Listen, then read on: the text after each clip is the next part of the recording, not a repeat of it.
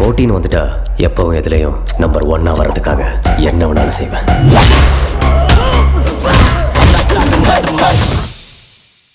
இவர் அவங்க வீட்டுக்காரர் செல்வம். ஓஹோ சார், அப்படியா? தம்பி சேர்ந்து தான் நடத்துறாப்லையோ? அது இன்னும் சிறப்பாச்சு.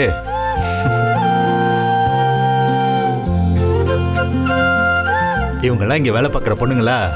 ஆமா சார், எல்லாருமே என் கூட வேலை பார்த்தவங்க. ஒரு சின்ன பிரச்சனையில வேலை இல்லாம இருந்தாங்க.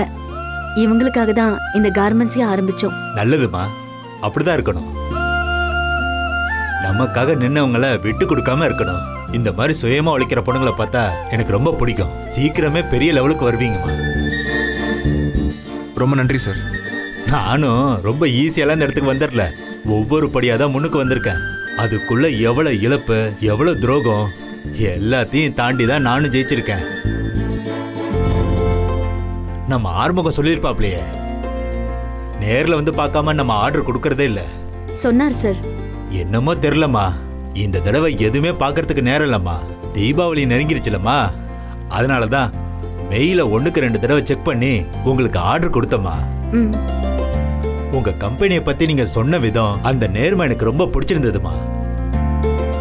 என் தொழில் ஆரம்பிக்கும் போது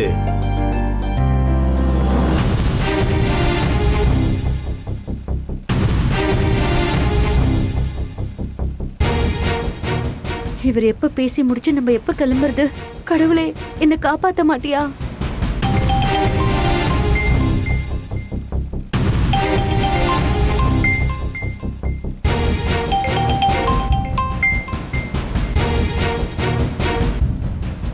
என்னடி ஆச்சு? எடுக்க மாட்டேங்கிறா. ஒருவேளை அவ வந்துகிட்டு இருக்காளோ என்னவோ. வந்துட்டு இருந்தா என்ன? செல்வம் தானே வண்டி ஓட்டுறான். இவ கால் அட்டன் பண்ணி பேசினா என்ன இவளுக்கு? அவ பேச மாட்டா. எனக்கு நல்லா தெரிஞ்சு போச்சு, நல்லா தெரிஞ்சு போச்சு. அவ வரமாட்டா. அவளுக்கு வர்ற ஐடியாவும் இல்ல. நான் சொல்ற எதையுமே கேட்க கூடாதுன்னு சபதம் எடுத்திருக்கா.